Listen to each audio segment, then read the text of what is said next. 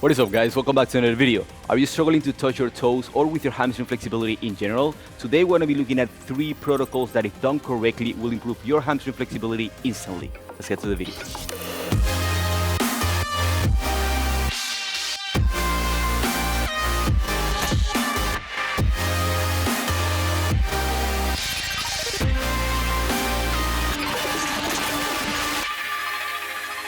Alright, family, what I want you to do with these 3 protocols is try them out, each one of them separately, see which one works for you, because each one of them targets different weak links, and I want you to try them on.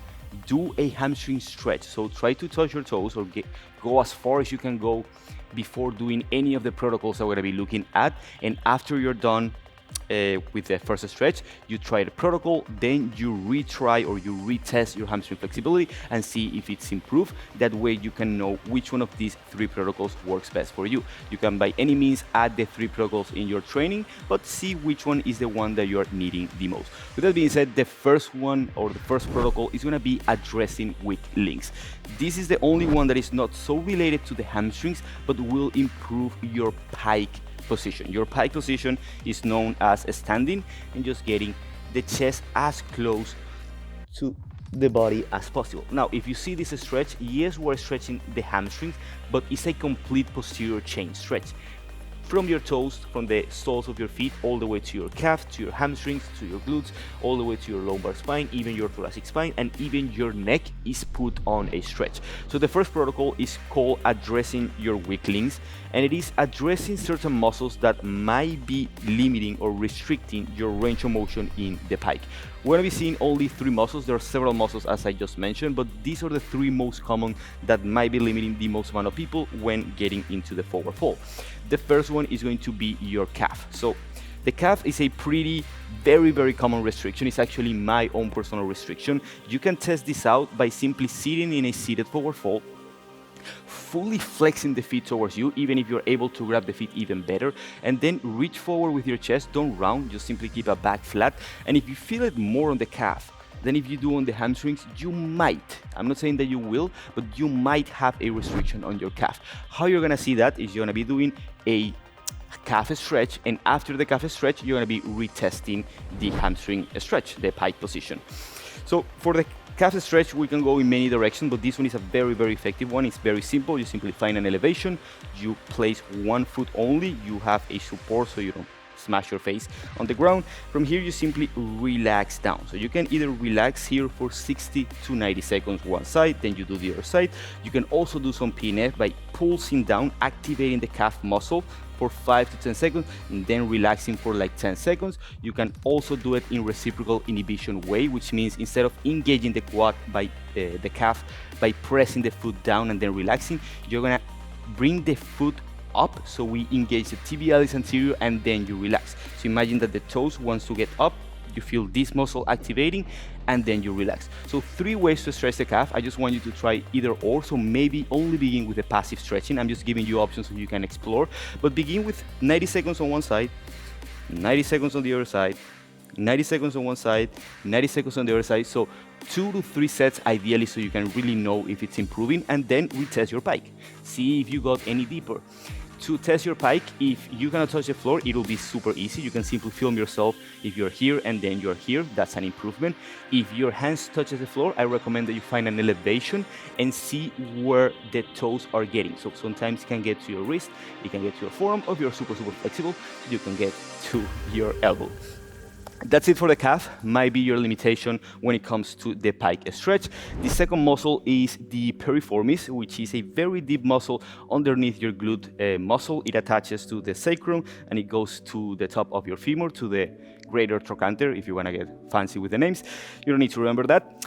For the piriformis is another big limitation. The piriformis 𝑎𝑐𝑑, so abduct the leg to the outside when the hip is flexed. So when we're in a pike position, and if your piriformis is tight, then you're going to be finding a restriction and you won't be able to get as deep into your seated forward fold, standing forward fold, or your pike position. For the piriformis, this one is all credits to Emmett Lewis for introducing this stretch. It's an amazing piriformis stretch. You're going to bring the right foot, in this case, is going to be on top, and the left one is going to cross around. So kind of a disposition to the best of your abilities that you can get here.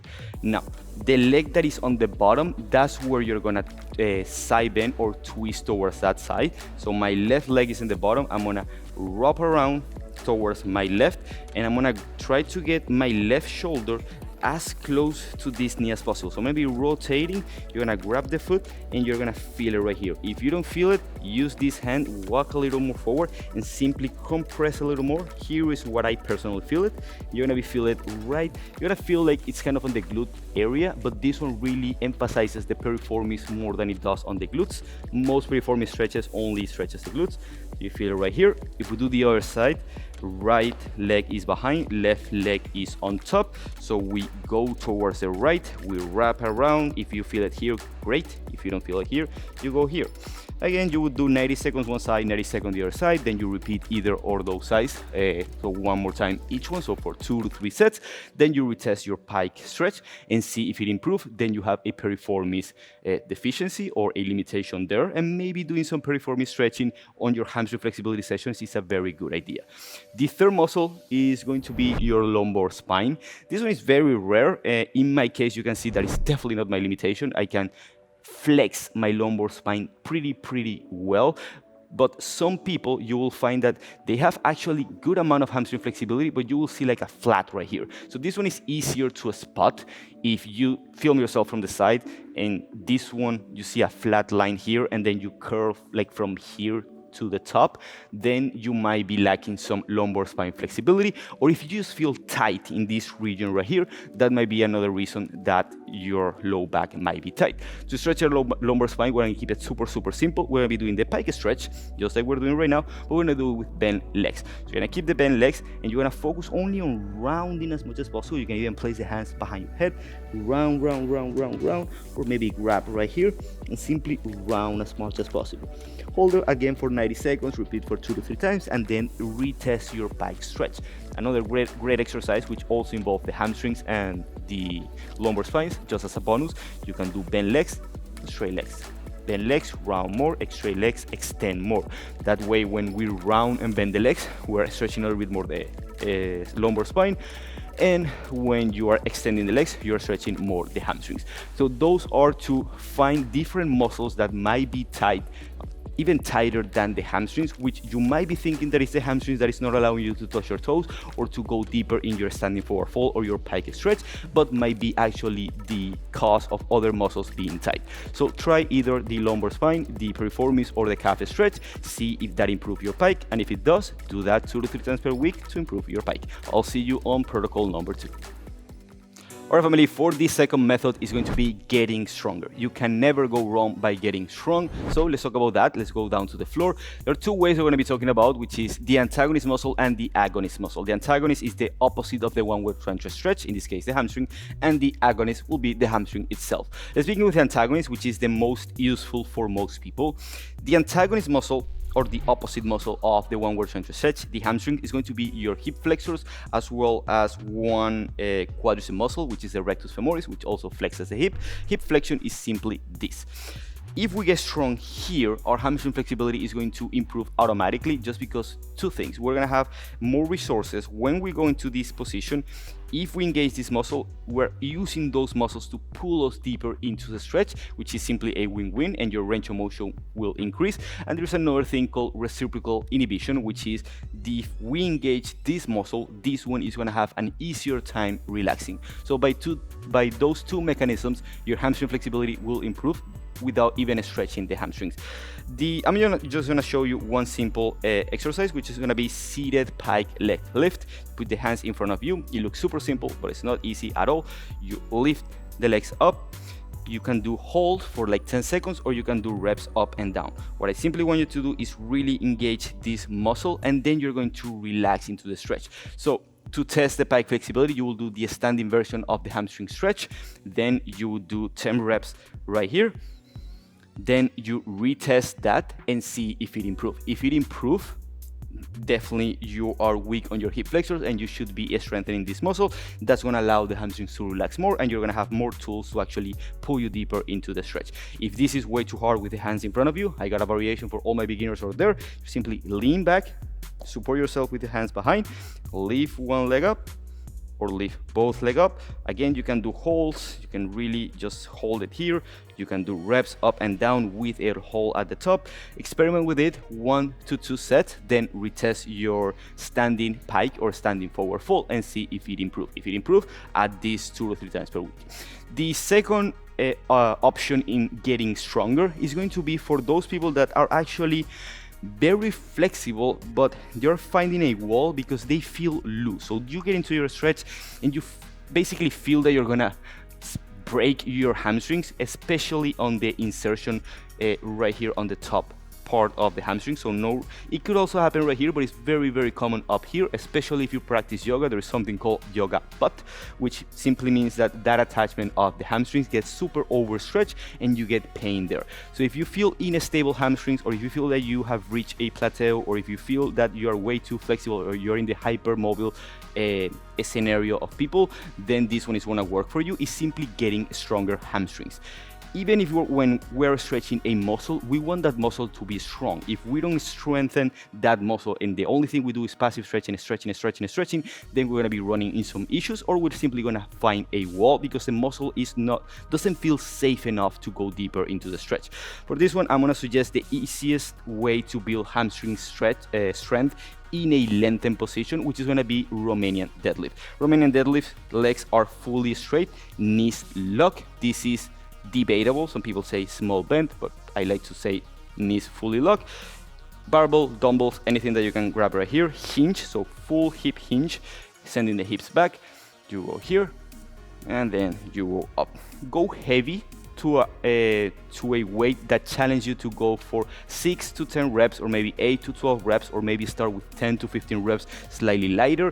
Work on the technique, get the technique right, then add the intensity, add the weight, and work that 2 to 3 times a week. Get stronger hamstrings, which in turn will make your hamstrings not more flexible, but it will prepare them more for more flexibility work, so they can get more flexible. I'll see you in protocol number 3. And protocol number 3 is variations. Add some variety to the positions, to your hamstring stretching. This one is the one that really focuses more on stretching the hamstrings actually, but in a different way. So if you always do a standing forward fold, I'm going to recommend 3 different ways to variate this. The first one is going to be variating the feet position. So you do the same stretch, you simply turn the toes right to 1 o'clock, left to 11 o'clock, and then you do the stretch here. Because of the geometry and the anatomy of the hamstrings, you're going to be targeting different areas of the hamstrings. You can do the same right here and find different position of your feet that allows you to target different areas of your hamstrings. I just want to go back to point number 1. If you do the feet variation for the calf stretch, might be another limitation that you have, because the calf muscle is very, very dependent on how we place our foot position. So experiment that stretch with completely toes facing forward, facing to the outside, or facing to the inside. The second variation is going to be varying the width of your stand. So if you always do it like this, try a wider stand. This really is going to hit different areas of your hamstrings that you are not hitting with the basic feet together variation. Here you can also vary the feet position. So maybe spend some time here, spend some time here, spend some time here, and then retest your pike. Ideally try only one and then retest and see which one of them are actually improving your pike the most. This one is a very, very subjective one, and I want you guys to go by feel here. So if you open your legs and you feel tightness that you don't feel when you have your legs together, maybe that's the variation that you need to go. So experiment with it, seeing which one you actually feel the stretch with legs open, vary the foot position, and spend some time there, and then retest your pike and see how that goes. The final variation is going to be unilateral stretching. This one is key and is one of the things that really got me flexible hamstring, is simply to stretch one side at a time. So one foot goes behind, ideally facing 45-degree angle to your right in this case. Hips are square. You do the same protocol when you stretch your hamstring. So anterior pelvic tilt, reach tall with the spine, then round mindfully. And even if you're rounding, you're always trying to kind of extend the spine until you get to the point that you relax. Stretch one side, then you stretch the other side, retest your pike. This one again is very subjective. If you're able to know which side you have tighter, maybe spend an extra 30 seconds on that side or do an extra set on that side, then retest your standing forward fold or your pike stretch, which is the same, and then see if that improves. If it improves, then spend some time on that side, opening that side, or spend some time on the other variations that we just mentioned. With that being said, guys, this covers the entire video. It was a pretty packed, dense, informational video. I hope you got something out of this. There are so many methods. Yes, I covered 3 variations or 3 protocols, but within those 3 protocols, we have different muscles and different ways that we can approach it. So don't try everything at once, then you will know what's going to work. If you do everything at once, obviously your hamstring flexibility is going to improve. You're getting stronger, you are targeting different areas of your hamstrings, you are addressing general weak links of your pike, but you will not know what is your specific limitation, so you will not be able to spend time there. So try one, retest, try another one, retest, see which one works for you the most, spend time there, and I guarantee that if you do it consistently 2 to 3 times per week, whichever of the method that we just mentioned, your hamstring flexibility or your pike, because sometimes it's not the hamstring that we are stretching, but the other muscles or different weak links that we have that is restricting us from touching your toes or from getting a deeper pike position, which at the end of the day, that's what we want. We don't want just flexible hamstrings. We want a position that we can use for either press to handstand, visit, or other calisthenics skills. With that being said, if you enjoyed this video, make sure to like, share, subscribe, comment down below what else we'd like to see on this channel. The winners from last video giveaway are going to be announced right here. And you guys just won 3 months for free as a premium membership to the SM Academy, full access to an entire library of courses, workout programs, or individual moves so you can create your own workouts, our HIIT section, our calisthenics skills section, our mobility and flexibility protocol section, our hybrid home workout experience so you can work out at home, and basically everything that is the universe of the SM Academy. Remember that we post every Thursday at 12 p.m. EST, and if you comment within the first 60 minutes of the video, you get a chance to win the giveaway. With that being said, guys, I will see you all next week. Much love to you all.